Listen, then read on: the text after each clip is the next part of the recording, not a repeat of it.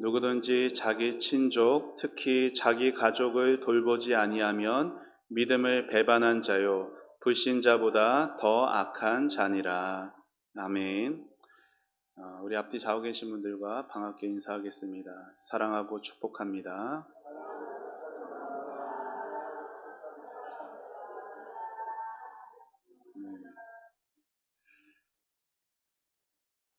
한 번만 더 이렇게 인사했으면 좋겠습니다.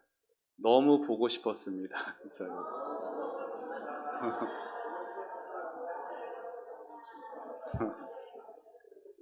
네.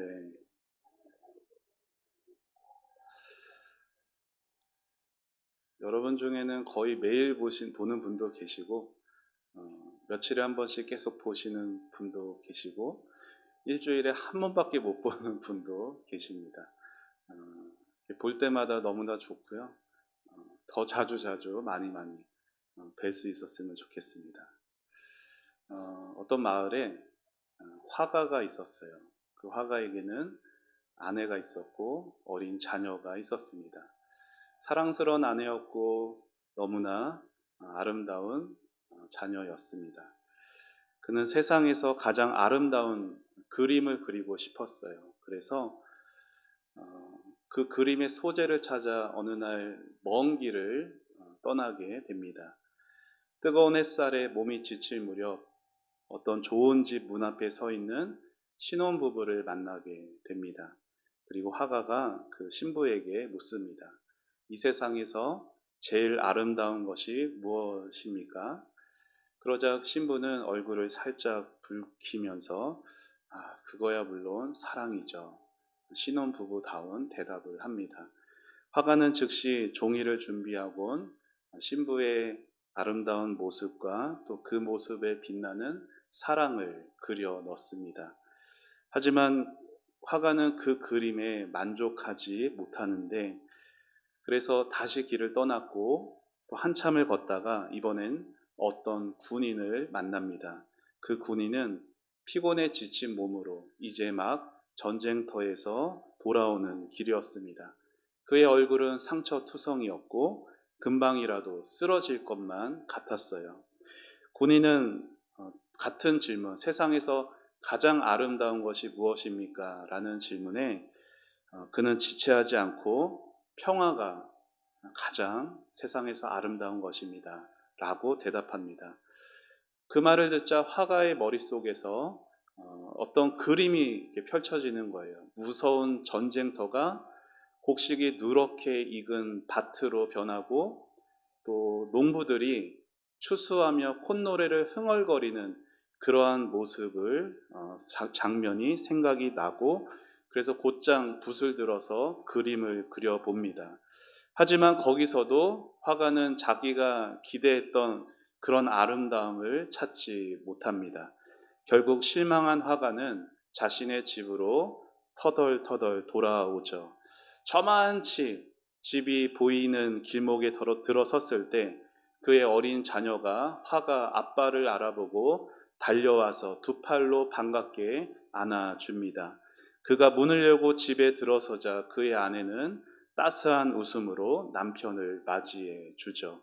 그리고 잠시 후에 가족이 식탁에 둘러 앉아서 이렇게 우리 남편이 무사히 돌아올 수 있도록 지켜주신 하나님께 감사하며 기도하는 그 아내의 얼굴에 사랑과 평화가 깃들어 있는 것을 화가가 남편이 보게 됩니다. 그 모습을 보고 그가 이렇게 외쳐요. 세상에서 가장 아름다운 그림이 바로 여기에 있구나. 그가 그림을 그리고 그 그림에 이러한 제목을 붙입니다. 가정. 여러분, 모든 인간은 가정이라는 이 울타리에서 태어나 그 가정에서 세상을 배우며 자라가죠. 가정은 가족들이 세상에서 힘겹게 살다가 언제든 찾아와서 편히 쉴 수 있는 육체의 또 영혼의 보금자리이자 피난처이기도 합니다. 하지만 한 사람이 믿지 않는 가정에서 신앙을 가지게 되면 전혀 얘기가 달라져요.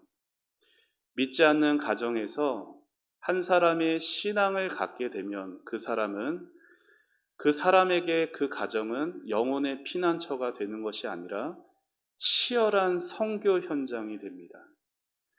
또한 그의 신앙을 강하게 시험받는 그러한 자리가 되죠.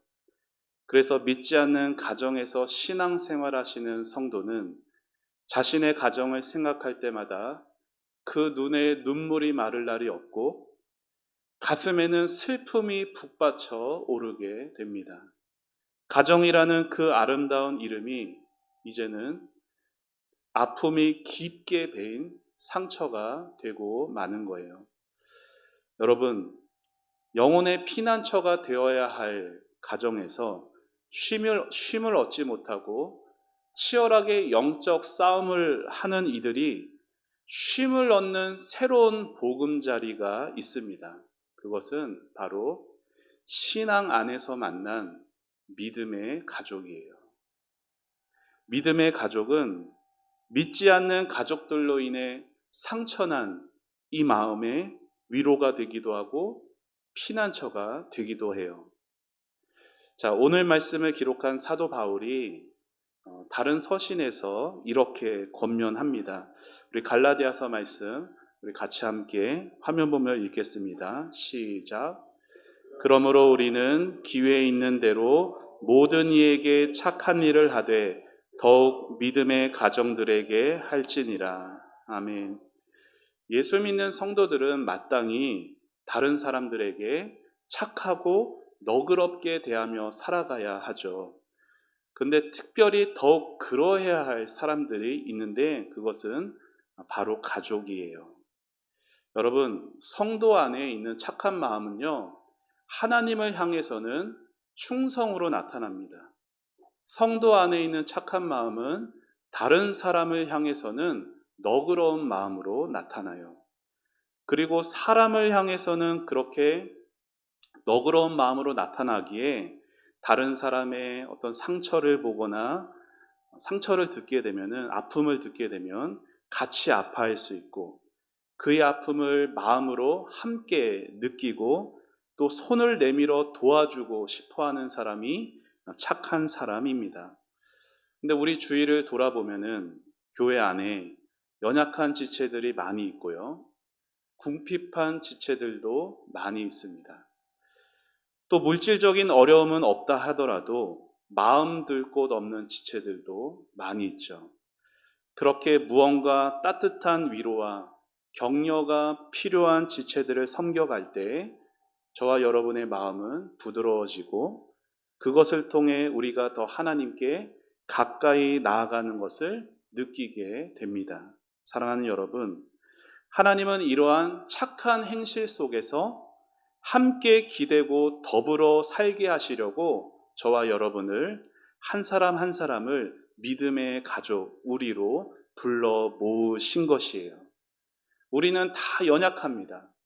우리 중에 스스로 설 힘이 있는 사람이 없어요. 그래서 언제든 곧 넘어질 수 있지만 신앙 안에서 서로를 돌보는 가운데 역사하시는 그 하나님의 은혜가 우리를 더욱 세워가게 하시는 것입니다. 우리의 능력은 사람을 세울 수 있지 못하지만 우리의 작은 섬김을 사용하시는 하나님의 은혜가 사람을 세워주신다는 것을 알기에 우리는 다른 지체들을 돌아보는 착한 삶을 살아가야 하는 거예요. 하지만 여러분, 우리가 아무리 신앙 안에서 만나는 믿음의 가족들과 서로 위로가 되고 서로를 세워준다 할지라도 육신의 가족을 돌아보지 않을 수는 없습니다. 물론 육신의 가족을 돌보는 것이 어떤 의미에선 믿음의 가족을 돌보는 것보다 더 힘들 수도 있어요. 은혜 받기 전에는요, 생각해 보세요. 은혜 받기 전에는 육신의 가족을 돌보는 것이 더 쉬웠어요. 그런데 은혜 받고 나니까 육신의 가족 돌보는 것이 더 힘이 듭니다. 그러나 그 일이 힘들다 하여도 육신의 가족에게 무관심한 채 내 마음 알아주고 내 마음 맞는 믿음의 가족들만 돌아보고 그 안에서만 즐거워하는 것은 하나님 보시기에 옳지 못한 신앙이죠. 자, 오늘 본문 디모데전서 5장에 있는 말씀 사도 바울이 기록했는데 5장의 대부분을 다루는 것은요, 과부에 대한 이야기예요. 교회가 과부에 대해서 어떻게 해야 되는지를 설명하는데, 그러다가 생뚱맞게 5장 8절에 이 구절이 불쑥 튀어나와 있는 거거든요. 바울은 이렇게 5장 전체에서 이렇게 말하는 거예요. 교회는 과부를 돌아보아야 합니다. 그런데 만약 그 과부에게 어떤 자식이 있으면 먼저 그 자식으로 하여금 자기 어머니를 돌아보도록 가르쳐야 합니다. 그래도 돌볼 사람이 없으면 교회가 힘써서 과부와 그 자녀를, 그 가정을 돌아보는 것이 옳습니다 라고 가르쳐요. 그런데 바울이 이 말들을 해 가다가 지금 문득 예수 믿는 사람들 중에서 부모를 제대로 돌보지 않는 자식들이 생각난 것 같아요. 그래서 바울이 그들을 향해 오늘 본문에 말을 하는 거예요. 우리 5장 8절 다시 한번 읽어보시죠. 시작.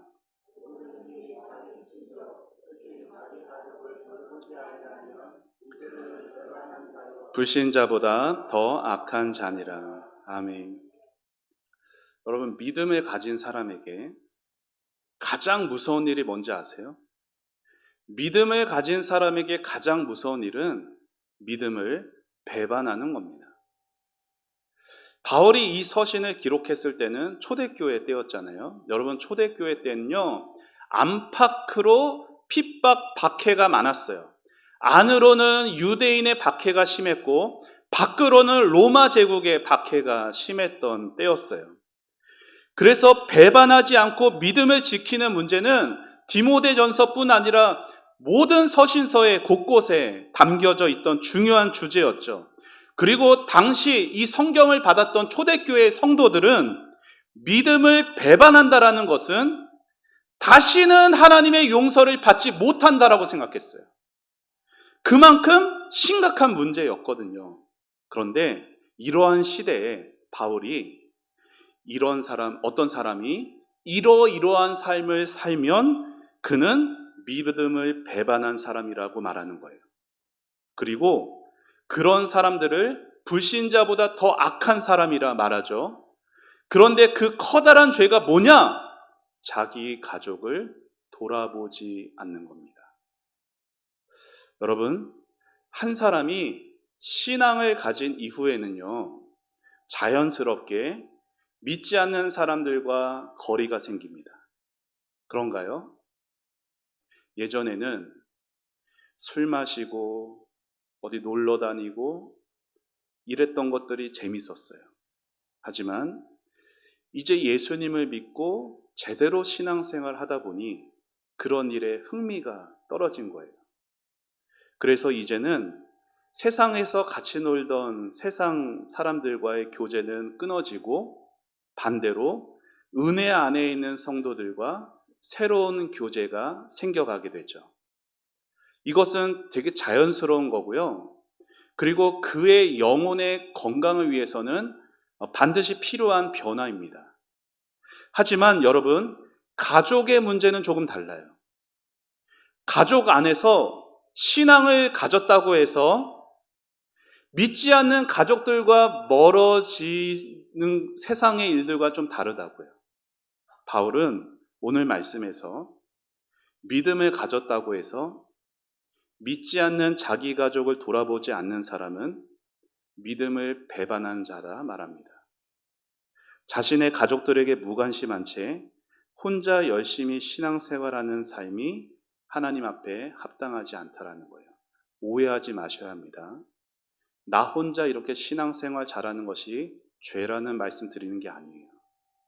여러분의 가족들이 아직 예수 믿지 않는 것이 여러분의 잘못이라 말하는 것이 아니라는 거예요. 그러한 상황에서 어떠한 신앙을 가져야 되는가를 말씀드리는 거예요. 많은 성도들이 앞서 말씀드린 그러한 잘못을 범하며 살아갑니다. 여러분, 온 가족이 신앙의 가정이라면은 교회에서 은혜를 받고 돌아와, 이런 은혜가 있었어, 이런 은혜가 있었어, 자유롭게 말도 나눌 수 있고 서로 공감해 줄 수 있고 하다면은 얼마나 좋겠어요. 그런데 가족 중에 믿지 않는 가족이 있어서 내가 은혜를 많이 받고 왔는데 어디 나눌 데가 없고 말해도 공감이 안 되고 신앙의 권면하면 서로에게 상처받게 안 되는 그러한 일이 있다면 그것처럼 아픈 일은 없을 겁니다. 믿음이 없는 가족을 돌아보는 것 결코 쉬운 일이 아니에요. 그러나 어렵다는 것이 하나님 앞에 핑계가 될 수는 없겠죠. 왜요? 성경이 뭐라고 말해요? 성도가 자기 가족을 돌아보지 않는 것은 믿음을 배반하는 거라 말하기 때문에 이 일은 힘들고 어렵지만 반드시 우리가 지켜가야 하는 성도의 마땅한 의무입니다. 그런데 여러분, 여기서 한 가지 이러한 의문점이 떠오를 수 있어요. 그거는 그저께 우리 여기 브라질 형제들 왔잖아요. 저기 먼 나라에, 여러분 평생에 브라질이라는 나라 가볼 수 있을까요? 거의 가보기 힘들 거예요. 한 번도 가기 힘든 그 땅에, 거기 2억 2천 명이래요, 인구가. 그 땅에 그 수많은 예수 믿지 않는 사람들, 저 멀리는 고사하고 북한이나 일본이나 중국이나 이 가까운 곳에서도 하나님 믿지 않는 그 많은 사람들, 또 교회 안에 여러 약한 지체들 다 돌아보지 못하는데, 그들을 돌아보지 못한 것에 대해서는 성경이 믿음을 배반한 거라고 말 안 하잖아요. 그런데 왜 유독 가족을 돌아보지 않는 것을 성경은 믿음을 배반하는 것이라고 말하는 걸까? 의문이 들 수 있잖아요. 여러분, 그 이유는 저를 한번 따라해 보시죠. 가족들과의 관계가 특별하기 때문이다. 세상에는 많은 모임과 기관들이 있습니다. 사람들이 세운 많은 단체들이 있어요. 그런데 그 모든 기관들 중에 하나님이 직접 세우신 기관은 딱 두 개예요. 사람이 세운 게 아니라 하나님이 세운 기관은 딱 두 개. 뭘까요? 교회, 가정이에요. 교회와 가정은 사람이 만든 것이 아니라 하나님이 만들었어요. 여러분, 교회가 어떤 곳이에요? 교회는 위로는 하나님과의 교제가 있고 옆으로는 다른 성도들과의 교제가 있는 곳이 교회입니다. 자, 그러면 가정은 어떤 곳일까요? 가정도 위로 하나님과의 교제가 있고 옆으로는 다른 가족들과의 교제가 있는 곳이 가정이에요. 여러분, 최초의 가정이 어디일까요? 최초의 가정, 전 세계에서 모든 역사상 최초의 가정이 어디일까요? 아담네요. 아담네. 에덴 동산에서 있었던 아담, 하와. 여러분, 에덴 동산에서 아담은요, 위로는 하나님과의 사귐이 있었고 옆으로는 하와와의 사귐이 있었어요. 이렇게 하나님이 세운 기관 두 곳, 가정과 교회는 같은 원리로 세워진 곳이에요. 그렇기 때문에 오늘날 교회도, 여러분, 가정이 그래서 교회 안에 작은 교회라 할 수 있는 거예요. 그래서 교회가 바르게 서려면은 교회 안에 작은 교회인 각 가정들이 바르게 세워져야 하는 거예요.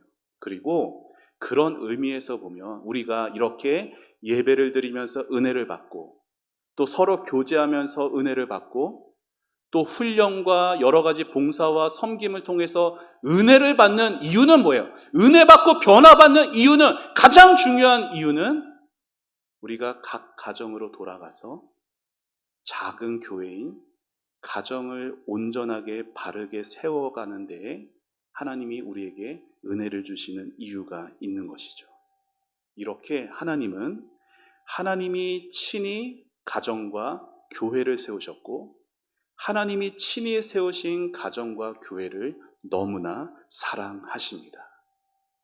이 두 곳을 묶으셔서 예수로 가득하고 예수로 충만하게 되는 것이 하나님이 우리 교회와 우리 가정을 향하신 하나님의 뜻인 거예요.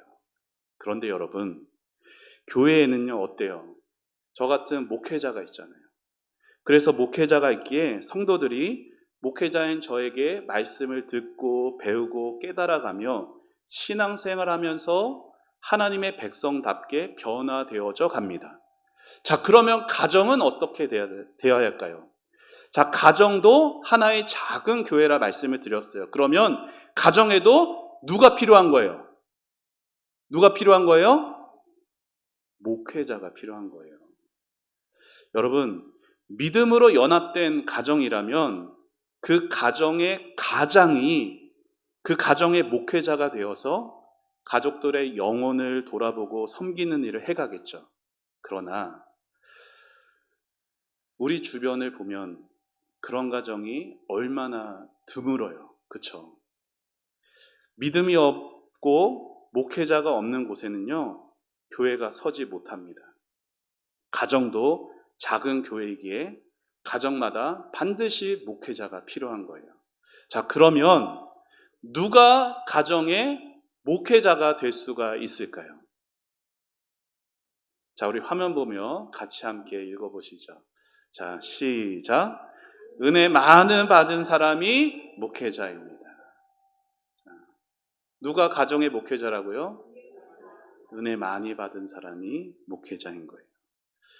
자, 어떤 가정을 보면은 아버지가 먼저 회심하고 또 가장으로서 가족들을 위해서 헌신하고 기도하는 가운데 가족들이 한 사람 한 사람씩 하나님께 돌아오는 가족도 있지만 남편은 냉랭한데 차가운데 신앙이 없는데 아내가 먼저 예수를 믿는 가정도 있고요. 부모는 차가운데 어린 자녀가 먼저 예수를 믿는 가정도 있어요.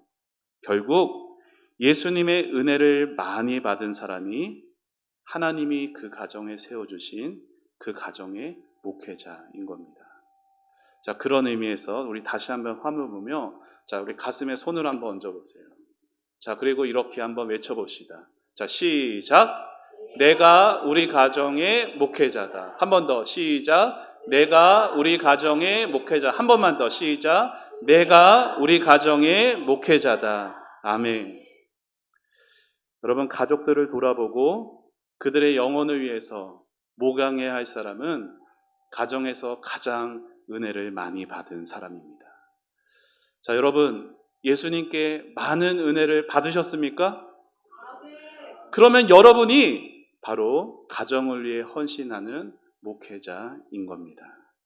하나님은 은혜를 주시는 정도가 사람마다 다 다르거든요. 하나님의 은혜가 사람마다 다 다르게 오지만 그런데 특별히 은혜를 많이 받은 사람에게는요, 하나님이 더 많은 것을 기대하세요. 자, 믿지 않는 가족 중에 먼저 은혜를 경험하고 먼저 다른 식구들보다 하나님께 사랑을 받은 사람에게는 그래서 그만큼 더 책임이라는 것이 있어요. 여러분, 하나님의 은혜는요, 값없이 주시는 거예요. 그렇죠? 여러분이 뭘 잘해서 하나님이 은혜 주시는 게 아니잖아요. 은혜라는 게 뭐예요? 받을 자격이 없는 자에게 주시는 하나님의 선물이잖아요. 우리 다 하나님께 은혜 받을 자격이 없어요. 하나님이 우리를 너무 사랑하셔서 은혜를 주세요. 그런데 은혜는 반드시 책임이 있습니다. 하나님은 은혜를 공짜로 주시지만 그 아무렇게나 쓰이는 은혜를 주시는 법이 없어요. 그래서 은혜를 받았기에 뭐가 따를까요? 책임이 따라요. 책임이 따른다는 말을 다르게 표현하면 사명이 있다라는 거예요. 그래서 은혜를 못 받은 사람은 사명이 없어요. 은혜를 못 받은 사람은 자기가 헌신해야 하는 사명을 느끼지를 못합니다. 교회 보세요. 얼마나 많은 성도들이 자기 맡은 사명들을 감당해 갑니까? 근데 그 가운데서 내가 아무것도 그러니까 할 줄 아는 게 없다라고 말하는 게 아니라 아무것도 하고 싶은 마음이 들지 않는 그 마음에는 어쩌면 하나님이 주시는 은혜가 아주 없을지도 모르는 것입니다. 여러분, 사도 바울 보세요. 사도 바울이 이방인의 사도로 택함 받았거든요. 여러분, 바울이 자기가 이방인의 사도로 택함 받은 것이 언제였다고 성경에서 고백하냐면 만세 전부터, 창조 전부터, 내가 어머니의 모태에서부터 하나님의 사도로 부름받았다라고 고백을 해요. 그런데 여러분, 그렇게 이방인의 사도로 부르셨지만 그가 언제 이방인의 사도의 사명을 감당했죠? 다메섹 가는 길에서 예수님을 만나고부터예요. 예수님께 은혜 받고 나서부터 사명이 생긴 거예요. 여러분, 다시 말하면 은혜 받기 전에 바울은요, 사명과 상관없는 삶을 살았어요. 바울은 사도는커녕 예수 믿는 자들을 잡아 죽이는 일에 열심이었던 사람이었어요. 하지만 예수님이 그를 만나 주셨고 그에게 은혜를 주시자 그가 이방인에게 복음 전하는 사명자가 되었죠. 결국 사명이라는 것은 은혜가 있는 곳에서만 빛이 나는 거예요. 사명은 하나님의 사랑과 은혜를 많이 받은 사람에게 주시는 하나님의 선물입니다. 자, 그런 의미에서 저와 여러분은 하나님의 사랑과 은혜를 받았고 저와 여러분에겐 하나님의 선물인 사명이 있습니다. 오늘 말씀에 비추어 보는 사명은 뭐예요? 아직 믿지 않는 우리 가족, 믿음이 연약한 우리 가족을 섬기는 것이 사명입니다. 예수를 믿는다는 것은요, 마음에 기쁨이 찾아와요. 마음의 행복함을 하나님이 감사가 넘치게 하시는 그러한 놀라운 은혜가 있습니다. 그런데 예수를 믿고 나면 우리 몸은 믿기 전보다 편안해지는 것이 아니라 더 고달파집니다. 신앙을 갖기 전에는 상관없던 일들이 우리의 의무가 되죠. 그냥 의무가 아니에요. 온 마음을 담아야 하는 의무가 됩니다. 그래서 우리 몸은 예수 믿기 전보다 더 고단해져요.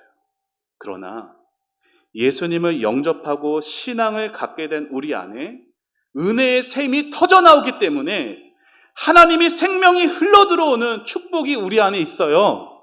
그 은혜들이 있기 때문에 하나님은 그 은혜들이 흘러갈 사명들을 우리 안에 주시는 것이에요. 예수 믿기 전에 우리 몸은 편안했습니다. 교회에 그냥 왔다가 가기만 하면 됐어요. 얼마나 편안해요. 그런데 영혼에는 평안함이 없었어요. 그런데 예수를 제대로 믿고 난 후에는 몸은 비록 고단하고 힘들지만 이 영혼 안에는 평안과 감사가 있게 됩니다.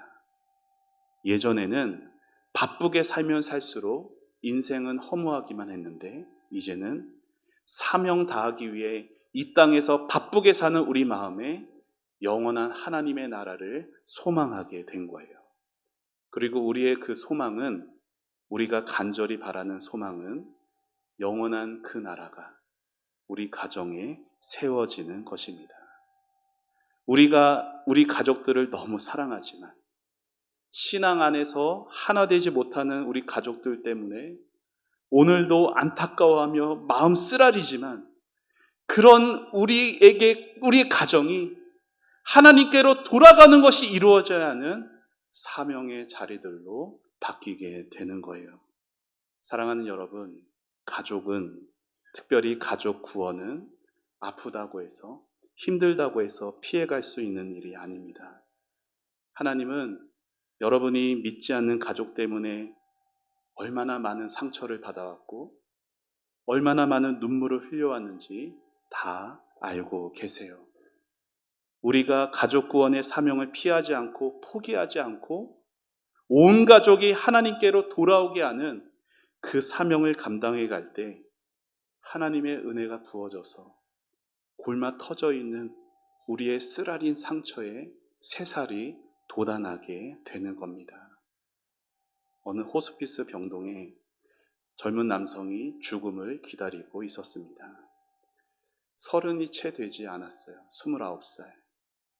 육종암이라는 것에 걸려서 암세포가 폐와 다리와 뇌와 위까지 전이 되어서 이제 살 가망이 없었어요. 예수님도 알지 못했고 결혼한 지 1년밖에 안 되는 새신랑이었습니다.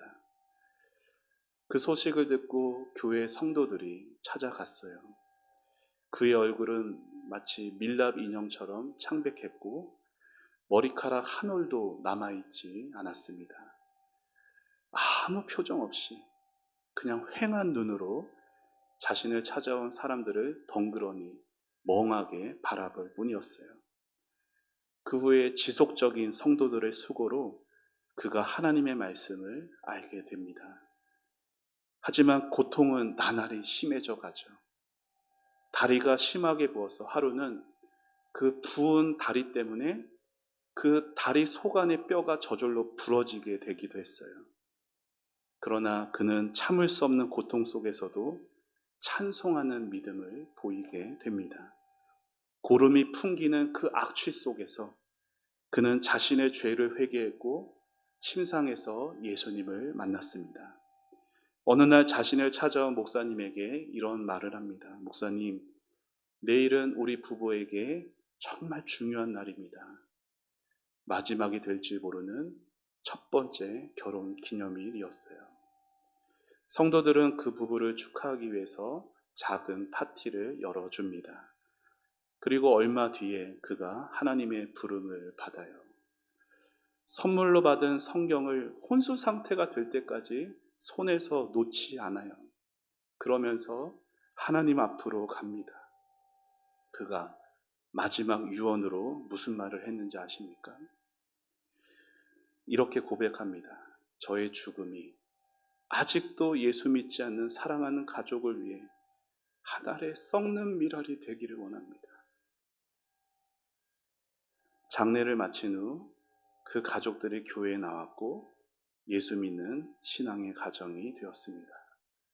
사랑하는 여러분, 침상에서 죽음을 앞둔 청년이 은혜를 받으니까 그에게 있는 가장 큰 소원은 이 병 낫는 것이 아니라 가족 구원이 되었어요. 나는 이렇게 죽음을 앞두고 있지만 이곳에서 은혜 받고 회개하고 예수님을 믿으니 저 천국이 나을 것인데, 사랑하는 우리 가족들은 몸은 건강하지만 이곳에서 멸망으로 가는 그 영혼들이 너무나 안타까워서 자기의 죽음이 한 알의 썩는 미랄이 되어 그들을 예수님께로 인도하고픈 소망함이 있었습니다. 여러분, 그가 침상에서 뭘 할 수 있겠어요? 아무것도 할 수 있는 것이 없었지만 그는 그 가정의 목회자로서 그 침상에서 믿지 않는 가족을 위해 암의 고통을 싸워가며 눈물로 기도했습니다. 하나님께서 그의 생명을 미랄로 사용하셔서 가족 모두에게 구원의 은혜를 선물로 주신 거예요. 하나님은 이처럼 가정의 목회자로 세워진 성도의 기도를 외면하지 않으십니다. 하나님은 여러분의 가족 구원을 위해서 여러분을 사용하세요. 여러분이 가족의 목회자가 되어서 가족들을 품고 기도하는 여러분 눈에 눈물이 마르지 않고 포기하지 않고 이 사명을 감당해 가실 때 하나님은 먼저 여러분 눈에 있던 눈물을 닦아주실 것이고 여러분 마음에 있던 상처를 싸매어 주실 것이고 여러분의 가족들 안에 구원의 새 역사를 이루어 가실 것입니다. 이 놀라운 구원의 역사가 사랑하는 초원의 모든 가정들마다 이루어지게 되기를 주님의 이름으로 축원합니다. 우리 같이 함께 찬양하고 기도하시죠. 아무것도 두려워 말라.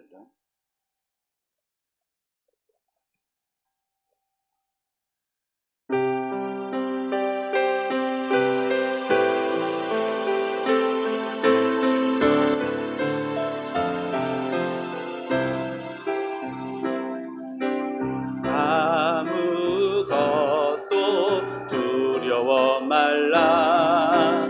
주 나의 하나님이 지켜주시네. 놀라지 마라. 겁내지 마라. 주님 나를 지켜주시네. 아무것도 두려워 말라. 아무것도 두려워 말라.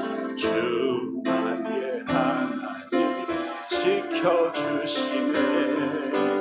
놀라지 마라. 겁내지 마라. 주님 나를 지켜주시네. 내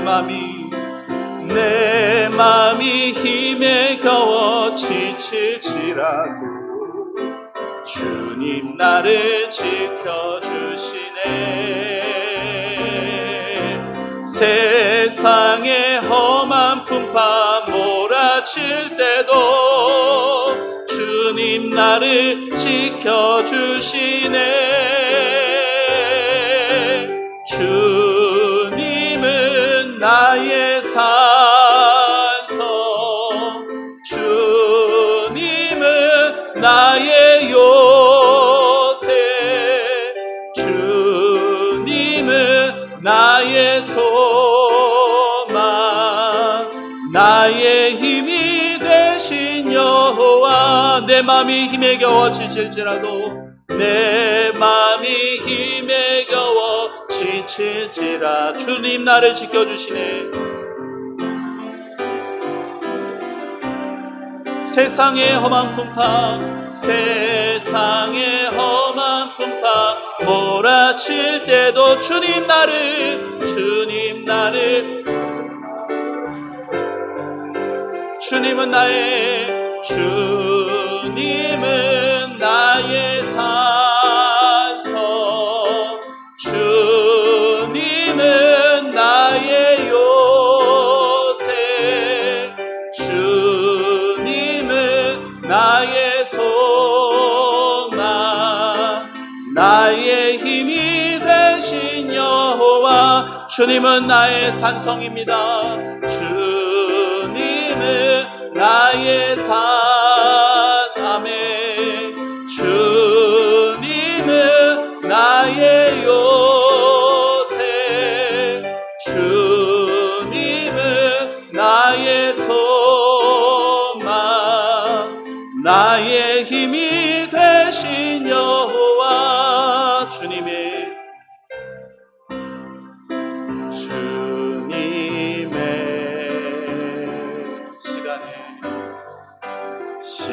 시간에 그의 뜻 이루어지리. 그의 뜻 이루어지리.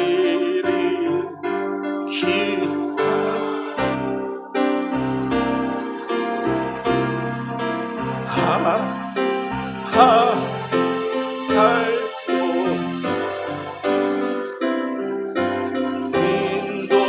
인도하시니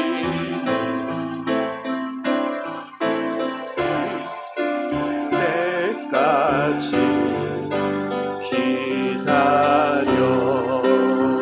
기다려 그때를 기다려. 그의 뜻 이루어질 그 뜻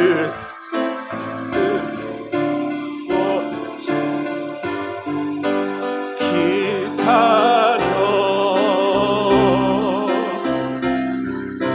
주의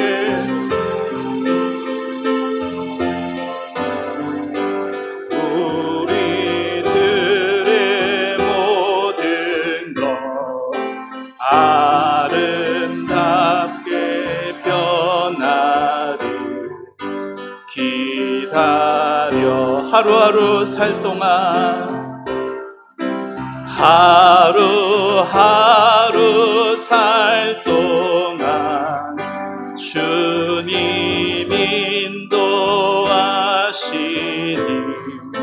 주 뜻 이룰 때까지 기다려.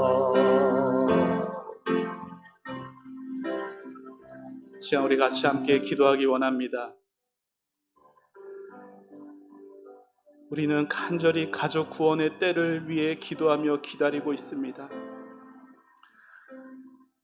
하루하루 사는 것이 하루하루 더 가슴에 상처가 쌓이는 시간들이 될 수 있을지 모르지만 주님이 일하고 계시고 주님의 뜻이 이루어질 것입니다.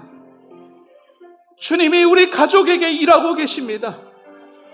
주님, 나를 우리 가정의 목회자가 되게 하여 주시옵소서.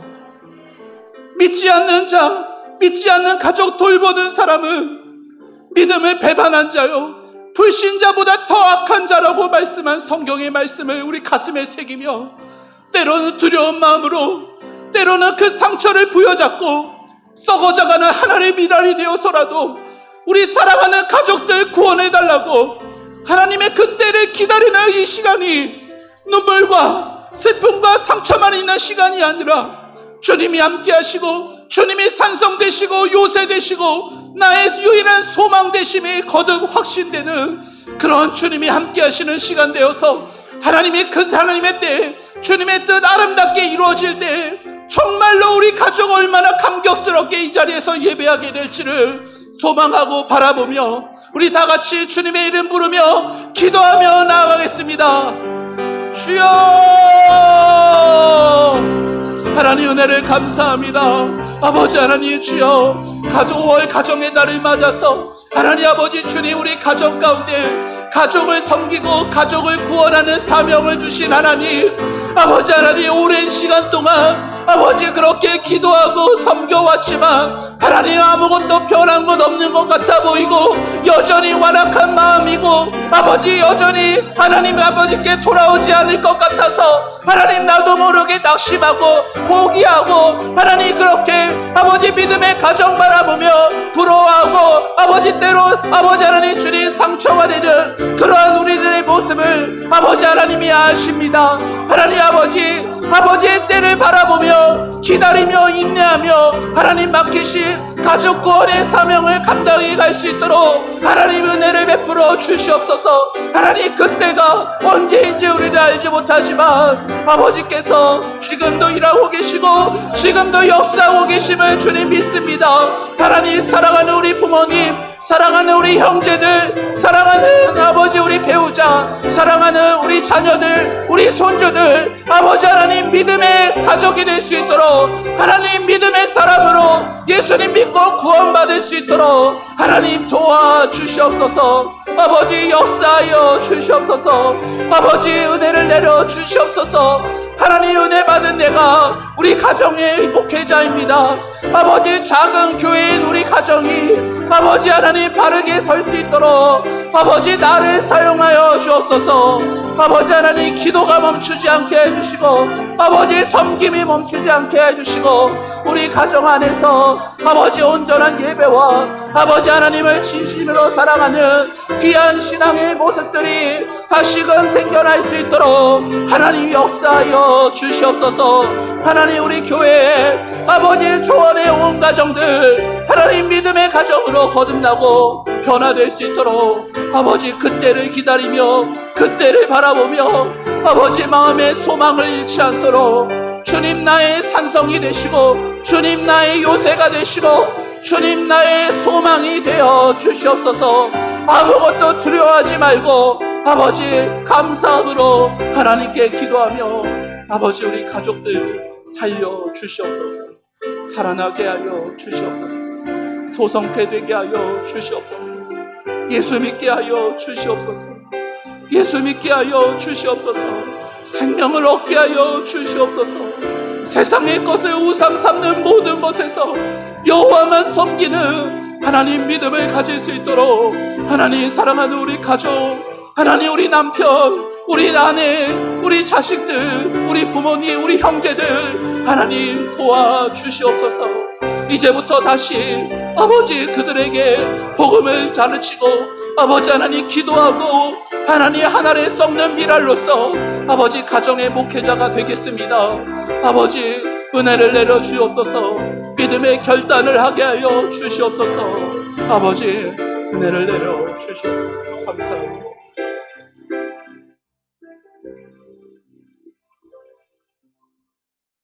하나님 감사합니다. 가정의 달을 맞아 우리에게 주신 사명이 무엇인지 다시 한 번 더 말씀을 통해 알게 해주셔서 감사합니다. 주님의 시간에 그의 뜻이 이루어질 텐데 우리는 조급하고 우리는 또 낙심되고 우리는 또 상처받습니다. 주님이 이 마음을 주님 앞에 엎드려 주님 앞에 쏟아놓게 하시고 아버지 믿음의 가족인 우리가 서로를 위해서 기도해 줄 수 있고 그 아픔을 함께 아파하고 위로하고 격려하게 하여 주시옵소서. 하나님 은혜 주신 내가 우리 가정의 목회자입니다.